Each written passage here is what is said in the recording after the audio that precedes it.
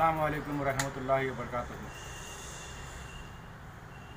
दोस्तों और बुज़ुर्गों, गुलबर्गा शहर में पार्लिमानी इंतखाबात होने जा रहे हैं और यहाँ पर बहुत ही कशमकश की हालत देखी जा रही है। इस बार खरगे साहब को आम लोगों में ये तशवीश पाई जाती है कि इस बार खरगे साहब को हराना तय है। वो इसकी वजह है क्योंकि खरगे साहब ने पिछले 50 साल से सियासत कर रहे हैं। रियासत असम्बली में भी वो मिनिस्टर रहे, कई एक पोस्ट पे जो है ना मिनिस्टर रहे, और मरकज़ में भी रेलवे मिनिस्टर रहे। लेकिन मुसलमानों के लिए ख़ास करके कुछ खातिर खा उन्होंने कारनामा अंजाम नहीं दिया। और आज कर्नाटक के मुसलमान जो मुस्लिम नुमाइंदगी कम होने की वजह से जब पूरे कांग्रेस के बड़े लीडरों से मुलाकात की यहाँ के मुस्लिम तंजीमों ने, उन तंजीमों का ये मुतालिबा था कि कर्नाटक में 5 मुसलमानों को टिकट दी जाए और ख़ासकर बीदर से मुसलमान को टिकट दी जाए, वरना आने वाले दिनों में कांग्रेस को नुकसान हो सकता है। लेकिन इसके बावजूद भी कांग्रेस के नेताओं के कान पर जूं तक नहीं रेंगती, ये बड़े अफसोस की बात है। तो इसी मसले को लेकर कुछ मुसलमानों ने श्री मल्लिकार्जुन खड़गे साहब के पास जब गए, वो बीदर से किसी मुसलमान उम्मीदवार का मुतालिबा करने के लिए, तो उन्होंने ये कहा है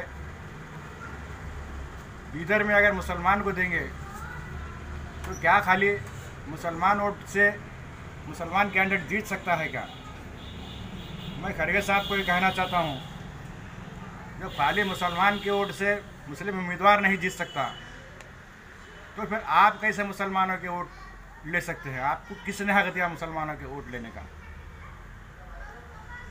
और एक बात, आज शहर में जो पानी का मसला चल रहा है, लोग पानी के लिए बेइंतहा परेशान हैं।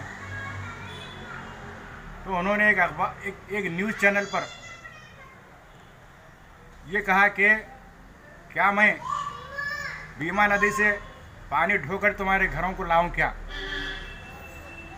मैं समझता हूँ ये एक गली का छोटा लीडर भी इस तरह की बात नहीं करता। खड़गे साहब तो एक बड़े मंझे हुए लीडर हैं और हिंदुस्तान की बड़ी पंचायत के अपोजिशन पार्टी के लीडर हैं। उनको ये बात शोभा नहीं देती कि वो खड़े भर कर मैं आपके घर पे पानी डालूं क्या? तो इस तरह के बयान की मैं पुरज़ोर मजम्मत करता हूँ।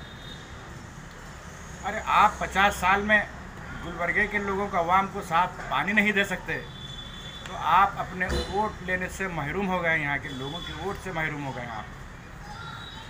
अब दूसरी बात, मैं बहुत अहम बात आपको बताना चाहता हूँ अवाम उन्नास को।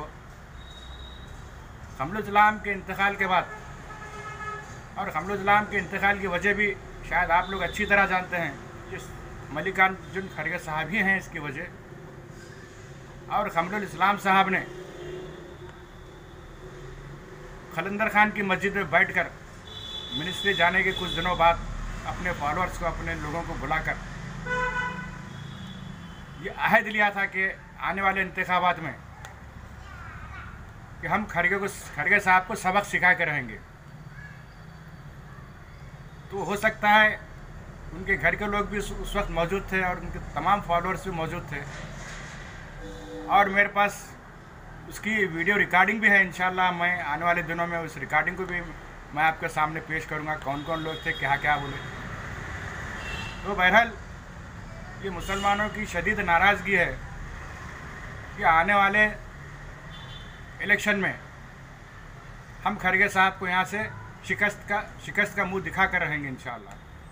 क्योंकि खरगे साहब को यह मालूम होना चाहिए, सिर्फ मैं अकेला, मेरे साथ 2-3 लोग, जब प्रियंक खरगे साहब पहली बार सीतापुर से ठहरे थे तो हम चैलेंज करके प्रियंक खरगे को हराने का काम करे थे। उसके वजूहात भी हैं। और आज मैं खरगे साहब को फिर एक बार चैलेंज कर रहा हूँ, आप गुलबर्गे से पार्लियामेंट का इलेक्शन कतई जीत नहीं सकते, यह हमारी कोशिश रहेगी इंशाअल्लाह। और आप सिर्फ 2-3 काम बता सकते हैं 50 साल में। आप जो है ना एक हॉस्पिटल बता सकते हैं ESI, और दूसरा जो है ना वो यूनिवर्सिटी बता सकते हैं। ये 2-3 काम छोड़ के आपके पास कोई जो है ना एजेंडा नहीं है यहाँ के लोगों के लिए, यहाँ के ख़ास करके माइनॉरिटी के लिए, मुसलमानों के लिए। आप सिर्फ मुसलमानों को वोट लेने के लिए आप उन दलालों को इस्तेमाल कर रहे हैं जो आपके इर्द गिर्द रहते हैं।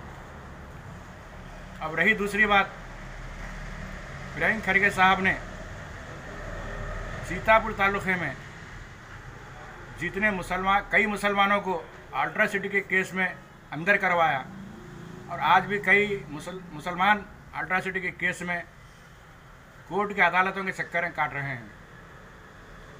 तो मैं आवाम से अपील भी करता हूं कि आने वाले इलेक्शन में खरगे साहब को इसकी पुरजोर इसकी जो है ना सबक सिखाना चाहिए, और